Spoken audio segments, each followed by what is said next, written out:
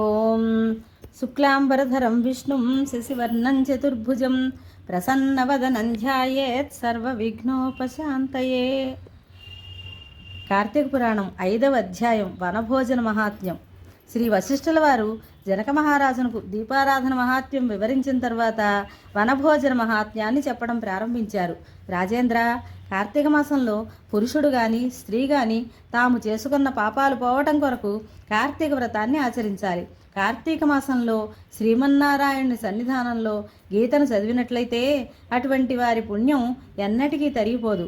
కార్తీక మాసంలో దామోదరుణ్ణి శ్రీ విష్ణు భగవాన్ని భక్తిపూర్వకంగా తులసిమాలలతో అలంకరించిన వారి పాపాలు పాము కుబుసం విడిచినట్లు తొలగిపోయి వైకుంఠాన్ని పొంది శ్రీమన్నారాయణ సన్నిధిలో ఆనందామృతాన్ని గ్రోలినవాడవుతాడు.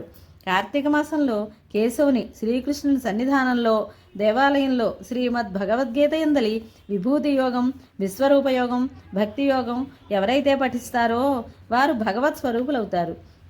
జనక కార్తీక పురాణాన్ని కార్తీక మాసంలో శ్రీమన్నారాయణ సంబంధమైన దేవాలయంలో చదవాలి. ఆ విధంగా చదవటానికి అవకాశం లేని వాళ్ళు అధమం ఒక శ్లోకాన్ని కానీ శ్లోక పాదాన్ని కానీ చదివినట్లయితే వాడన్ని విధాలైన పాపకర్మల నుండి విముక్తి పొంది వైకుంఠం పొందుతాడు. కార్తీక మాసంలో వనభోజనం చాలా పవిత్రమైంది. శ్రుత్వా సమాచరేద్ది మాన్ కార్తీకే వనభోజనం నానాద్రులమతాకీర్ణే వనే చామలకాగ్రతః ఇత్యాదిగా చెప్పబడి ఉండటం వల్ల వనభోజనం చేయటం వల్ల సకల పాపాలు తొలగిపోయి విష్ణులోకం పొందుతారు. జపం చేసేటప్పుడు కానీ హోమం చేసేటప్పుడు కానీ దేవతార్చన సమయంలో కానీ భోజన సమయంలో కానీ పితృదర్పణం చేసే వేళ కానీ చండాలురు, భ్రష్టులు, శూద్రులు, సూతకం గలవాళ్ళు మొదలైన వాళ్ళ మాటలు వినటం వల్ల కలిగే సకల దోషాలు కార్తీక వనభోజనం చేయటం వల్ల తొలగిపోతాయి. అనేక విధాలైన వృక్షాలతో కూడిన వనంలో ఉసిరి చెట్టు నీడను సాలగ్రామంలో ఉన్న లోకపూజ్యుడైన శ్రీ మహావిష్ణువును యథావిధిగా పూజించి శక్తి కొలది బ్రాహ్మణ సమారాధన చేసి వనభోజనం చేయాలి. ఈ విధంగా కార్తీక మాసంలో వనభోజనం ఎవరు చేస్తారో, పురాణం కార్తీక మహాత్మ్యం వింటారో వారు బ్రాహ్మణపుత్రుడు హీన జన్మ నుండి తప్పించుకున్న విధంగా సకల పాపాల నుండి రక్షింపబడతాడు అని వశిష్ఠుల వారు చెప్పగా జనక మహారాజు కుతూహలంతో, మునీంద్ర, ఆ బ్రాహ్మణపుత్రుడు ఎవరు, వాడు ఎటువంటి పాపాలు చేశాడు, వాడే విధంగా ముక్తి పొందాడో వివరింపమని ప్రార్థిస్తున్నాను అన్నాడు. దయార్ద్ర హృదయుడైన వశిష్ఠుల వారు మందహాసం చేస్తూ, జనక మహారాజా, ఆ ద్విజ విప్రుని కథను చెబుతాను, వివరంగా విను. చిరంజీవి కావేరీ నదీ తీరంలో ఒక అగ్రహారం ఉంది. అక్కడ వేదాంగాలు చదివిన దేవశర్మ అనే భూసురుడు ఉండేవాడు.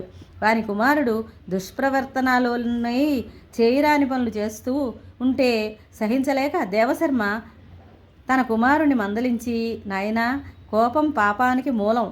భక్ష్యాభక్ష్య వివేచన లేకపోవడం వల్ల, దుర్జన సహవాసం వల్ల, అసత్య సంభాషణ మొదలైనవన్నీ ఘోర నరకాన్ని కల్పిస్తాయి. జరిగిందేదో జరిగిపోయింది. ఇక మీదనైనా జాగ్రత్తగా వ్యవహరించు. చేసిన పాపాలు పోవటానికి సూక్ష్మ మార్గం చెప్తాను విను. కార్తీక మాసంలో స్నానం చేసి విష్ణు భగవానుణ్ణి పూజించి తులసిమాలను శ్రీమన్నారాయణకు సమర్పించు. ఆ విధంగా నీవు చేసినట్లయితే నీవు చేసిన పాపాలన్నీ పరిహరింపబడతాయి అని బోధించాడు. రోగపీడితులకు పథ్య పదార్థాలు సహించని విధంగా తండ్రి చేసిన హితోపదేశం వాడికి నచ్చలేదు. కోపంతో, కార్తీక వ్రతం ఒకటి ఉందా, దాన్ని నేను చేయాలా, ఎందుకు చేయాలి, నా ఇష్టం, నేను చేయను అని ఖచ్చితంగా చెప్పేశాడు. తన కుమారుడే తన్ను తిరస్కరించడంతో దేవశర్మ కోపం హద్దులు మీరింది. కళ్ళు ఎర్రబడ్డాయి. కోపానికి లోనైన వాళ్ళు ముందు వెనుక ఆలోచించలేరు. ఆ సమయంలో స్వపర భేదం కూడా తెలియదు. ఆ కోపంలో కన్న కుమారుడనే విషయాన్ని కూడా పట్టించుకోకుండా, ఓరి, ఒక అడవిలోనున్న మానుతొర్రలో మూషికంగా అంటే ఎలుకగా బ్రతుకు అని శపించాడు. దేవశర్మ శక్తి సామర్థ్యాలు, వాక్శుద్ధి అతని కుమారుడు అప్పుడప్పుడు గమనిస్తూనే ఉన్నాడు. అహంభావం వల్ల, అలసత్వం వల్ల, అవివేకం వల్ల, దుర్జన సహవాసం వల్ల, ఫలితం వల్ల ఆలోచించగా మాట్లాడి శాపానికి గురయ్యాడు. తన తప్పు తాను తెలుసుకొని పశ్చాత్తాపంతో శాప విముక్తిని ప్రసాదించమని తండ్రిని ప్రార్థించాడు.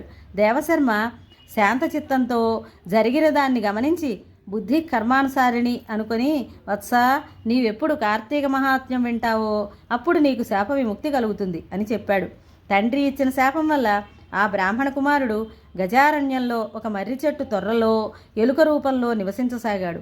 కొంతకాలం గడిచిన తర్వాత విశ్వామిత్ర మునీంద్రులు శిష్య సమేతంగా వనభోజనార్థం గజారణ్యానికి వచ్చి కార్తీక స్నానం చేసుకొని ఆ చెట్టు క్రిందనే శ్రీమన్నారాయణ్ణి ఆరాధించి పురాణ పఠనం చేస్తూ కార్తీక మహాత్మ్యాన్ని బోధిస్తున్నారు. ఆ సమయంలో దయ్యలేనివాడును, పాపానికి ప్రతిరూపమైన వాడును, ప్రాణహింస చేస్తూ జీవించేవాడును అయినా బోయవాడొకడు వేటాడుతూ అక్కడికి వచ్చాడు. సజ్జనుల దర్శనం వల్ల ఈప్సితాలు నెరవేరుతాయిట. ఆ బోయవాడు వారిని చూడగానే పూర్వజన్మ పొందాడు. దానికి ఆ బోయవాడు ఎంతో సంతోషించి, మహానుభావ, తమ దయ వల్ల నాకు జ్ఞానోదయం అయ్యింది. దయచేసి తమను ఆచరించే ఈ మహత్తర కార్యక్రమం ఏమిటో నాకు వివరించండి అని కోరాడు. విశ్వామిత్రుల వారు బోయవాని కోరిక మన్నించి, నాయనా, నీకు ఇప్పుడే జ్ఞానోదయం అయ్యింది. కార్తీక మాస వ్రతం మానవులకు కీర్తినిస్తుంది. కార్తీక మాసంలో ఎవరైనా తెలియకుండానైనా స్నానం, దానం మొదలైన వాటిని చేసినట్లయితే వారన్ని పాపాల నుండి విముక్తుడై వైకుంఠం పొందుతాడు. భక్తితో కార్తీక వ్రతాన్ని చేసేవాడు జీవన్ముక్తుడవుతాడు. దీనికి ఏమాత్రం సందేహం లేదు అని సెలవిచ్చారు. విశ్వామిత్ర మహర్షి బోయవానికి చెబుతూ ఉన్న మాటలకు ఆ మూషికం ఎలుక వింటూనే ఉంది. మహర్షి చెబుతూ ఉన్న కార్తీక మహాత్మ్యం కూడా వింది. అందువల్ల శాప విముక్తి కలిగింది. అప్పుడు ఆ ఎలుక తన యథాప్రకారపు బ్రాహ్మణ రూపాన్ని పొంది విశ్వామిత్రునికి పాదాభివందనం చేయగానే విశ్వామిత్రుడు వారు ఆశ్చర్యపోయారు. బ్రాహ్మణ కుమారుడు మహర్షికి తన వృత్తాంతం అంతా చెప్పి అక్కడ ఉన్న బోయవానికి కార్తీక మహాత్మ్యాన్ని వివరించి ముని అనుమతి తీసుకొని తన ఆశ్రమానికి వెళ్ళారు. బోయవాడు కూడా ఆ మునీంద్రుల వారి దయ వల్ల కార్తీక మహాత్మ్యం తెలుసుకొని ఉత్తమగతిని పొందాడు. ఈ లోకం ఉత్తమగతిని పొందగోరేవారు కార్తీక మాస మహాత్మ్యం వినాలి. దానివల్ల పుణ్యం ప్రాప్తిస్తుంది. అందువల్ల కడుంగడు ప్రయత్నంతో కార్తీక వ్రతాన్ని ఆచరించాలి. నేను దీనిని బ్రహ్మదేవుని వల్ల విన్నాను. ఓ విదేహరాజా, పురాణాల మీద నమ్మకం ఉంచు, నీకు పుణ్యగతి ప్రాప్తిస్తుంది అని వశిష్ఠుల వారు జనక మహారాజునకు వివరించారు. ఇది శ్రీ స్కాంద పురాణాంతర్గత కార్తీక మహాత్మ్యముందలి 5వ అధ్యాయం సంపూర్ణం.